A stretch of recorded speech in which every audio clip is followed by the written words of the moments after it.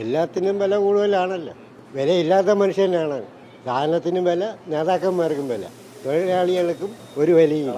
3200 രൂപ മേടിച്ചിട്ട് ഗ്യാസ് മേടിച്ചിട്ട് എങ്ങനെ കച്ചവടം ചെയ്യാൻ അറിയില്ല. വാണിജ്യ സിലിണ്ടറിന്റെ വില കുത്തനെ കൂട്ടി. 19 കിലോ വാണിജ്യ സിലിണ്ടറിന് 993 രൂപയാണ് വർദ്ധിപ്പിച്ചത്. ഗാർഹിക സിലിണ്ടർ, പെട്രോൾ, ഡീസൽ എന്നിവയുടെ വിലയിൽ മാറ്റമില്ല. 4 മാസത്തിനിടെ 1444 രൂപയാണ് വാണിജ്യ സിലിണ്ടറിന് കൂട്ടിയത്. ഒറ്റയടിക്ക് ഇത്തരത്തിൽ 993 രൂപ കൂട്ടുന്നത് അപൂർവങ്ങളിൽ അപൂർവമാണ്. യഥാർത്ഥത്തിൽ ഓരോ ഹോട്ടലുകളിലും ഈ ഇരിക്കുന്ന LPG സിലിണ്ടറുകൾ, LPG എന്ന് പറയുന്നതിനപ്പുറത്തേക്ക് ഇടുത്തി സിലിണ്ടർ എന്ന് പറയുന്നതായിരിക്കും നല്ലത് എന്ന് തോന്നുന്നു. ഇത് പിടിച്ചെടുക്കാൻ ഭയങ്കര ബുദ്ധിമുട്ടായിരിക്കും. പിന്നെ ഈ സ്റ്റാഫുകളുടെ ശമ്പളം, എല്ലാം വാടക, റെൻറ്റ്, ഇലക്ട്രിസിറ്റിയുടെ ബില്ല്, വാട്ടർ ബില്ല് എല്ലാത്തിനും ദിനം വരെയൊക്കെ ഇറങ്ങിക്കൊണ്ടിരിക്കുകയാണ്. 1 മാസത്തോളം നമ്മൾ അടച്ചിട്ടിരുന്നു. പിന്നെയാണ് ഇപ്പോൾ ഗ്യാസ് കിട്ടി ഇങ്ങനെ തുടങ്ങുന്നത്.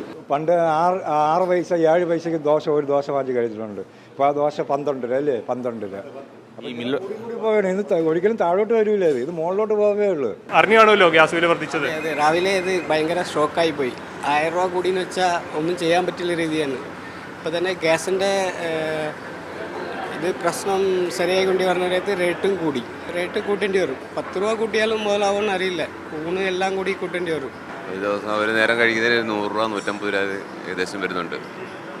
ഉച്ചയ്ക്കാണെങ്കിൽ 200 രൂപയൊക്കെ വരുന്നുണ്ട്. സ്പെഷ്യൽ കൂട്ടി കഴിക്കുമെന്നെങ്കിൽ 3 നേരം പുറത്താണ് ഭക്ഷണം കഴിക്കുന്നത്.